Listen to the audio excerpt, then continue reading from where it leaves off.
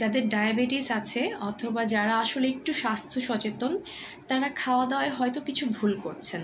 তার মধ্যে আজকে 5টা ভুল নিয়ে আমি আলোচনা করব। সেটা হচ্ছে 1 নম্বরে, এখন অনেক গরম পড়েছে আমাদের দেশে, সামারটা আসলে খুব সুন্দর না, কিন্তু সামারের একটা সুন্দর দিক হচ্ছে আমাদের দেশে খুব সুন্দর সুন্দর ফল পাওয়া যায়, সেটা হচ্ছে আম, কাঁঠাল, এবং অনেকে এটা খুব পছন্দ করে। সো আপনার ডায়াবেটিস আছে বলে বা আপনি ওয়েটটা মেনটেন করতে চান বলে এই ফলগুলোকে একেবারে বাদ দিয়ে দিবেন সেটা না।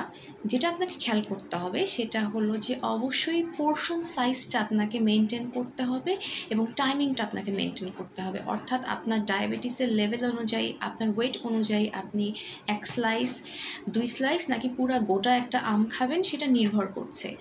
এবং যেটা আপনাকে খেয়াল করতে হবে যে টাইমিং, আপনি কখনোই বিকালে বা সন্ধ্যার পরে রাতে মিষ্টি ফলগুলো খাবেন না। এবং খাবেন কিভাবে, সেটা হচ্ছে যে একেবারে খালি পেটে আপনি ফলগুলোকে খাবেন না। সবচেয়ে ভালো হয় যে খাওয়ার আগে যদি আপনি কিছু সবজি, কিছু প্রোটিন, এ ধরনের খাবার খেয়ে যদি আপনি ফলগুলো খান, সেক্ষেত্রে সুগারটা অনেক বেশি বেড়ে যাবে না। 2 নম্বরে যেটা, সেটা হচ্ছে যে আপনার যদি ডায়াবেটিক থাকে অথবা আপনি যদি স্বাস্থ্য সচেতন হন, সেক্ষেত্রে আমি বলবো যে খাওয়ার সাথে সাথে শুয়ে বসে না থাকতে। অনেকে খেয়ে যেই দুপুরে রেস্ট করতে চলে যায় অথবা বসে বসে টিভি দেখছে। সো এই কাজটা যেন আমরা না করি। খাওয়ার পরে অ্যাটলিস্ট খাবারটা আমাদের শরীরের ডাইজেশন শুরু হওয়ার জন্য আমরা যেন 5 থেকে 10 মিনিট সময় দিই। তারপরে যেন আমরা একটু মুভমেন্ট করি 10 থেকে 15 মিনিট। তাহলে যেটা হয় যে আমাদের ব্লাডে যে সুগারগুলো ঘুরে বেড়ায়, আমরা একটু মুভ করলে সেই সুগারগুলো আমাদের সেলের মধ্যে ঢুকে যায়। সেক্ষেত্রে আপনার ব্লাড গ্লুকোজ লেভেলটা হাই থাকে না। সো আমরা সবসময় চেষ্টা করব আমাদের যে কোনো মিলের পরে আমরা 5 থেকে 10 মিনিট রেস্ট করব ডাইজেশন শুরু হওয়ার জন্য, এবং তারপরে আমরা 10 থেকে 15 মিনিট বডিটাকে মুভ করব। সেটা হালকা এক্সারসাইজ হতে পারে, হাঁটা হতে পারে। তারপরে 3 নম্বরে যেটা থাকছে সেটা হচ্ছে যে কোনো ধরনের কার্বোহাইড্রেট একসাথে একের অধিক গ্রহণ না করা। অর্থাৎ আপনি ভাত খাচ্ছেন সাথে আবার রুটিও খাচ্ছেন, এটা যেন না হয়। অথবা আপনি ভাত খাচ্ছেন, ভাত খাওয়ার পরে আপনি মিষ্টি খাচ্ছেন, যেটা আমরা অনেক পছন্দ করি। সো তাতে দেখা যায় কি যে আপনার সুগার লেভেলটা অনেক বেশি বেড়ে যায়, বা যারা ওয়েট মেনটেন করতে চাচ্ছেন সেটা অনেক বেড়ে যায়।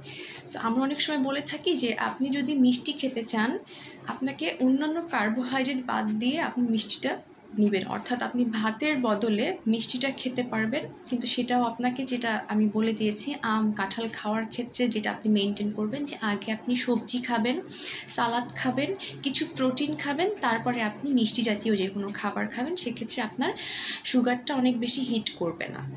4 নম্বরে যেটা, সেটা হচ্ছে যে আপনি আপনার ডিনারটা লেট করে করবেন না। এখন অনেক জায়গায় প্রচার করা হচ্ছে যে খাবারের ক্যালোরিটা মেনটেন করাই খুব দরকার ডিনারটা যখনই আপনি করেন না কেন, কিন্তু সেটা আসলে ব্যাপার না। আমাদের একটা বায়োলজিক্যাল ক্লক আছে, হ্যাঁ, আমরা হয়তো রাত 10টার সময় ডিনার করছি, কিন্তু সৃষ্টিকর্তা আসলে আমাদের শরীরটা কিন্তু প্রকৃতির সাথে অ্যাডজাস্ট করে বানিয়েছেন। সো যেটা হয় যে আমাদের শরীরটা কাজ করতে থাকে অনেকটা সূর্য ডোবার আগ পর্যন্ত। সো আপনি যদি অনেক লেট করে আপনার খাবারটা খান, সেক্ষেত্রে আপনার লিভার তখন কম কাজ করে, আপনার ডাইজেস্টিভ সিস্টেমটা কম কাজ করে।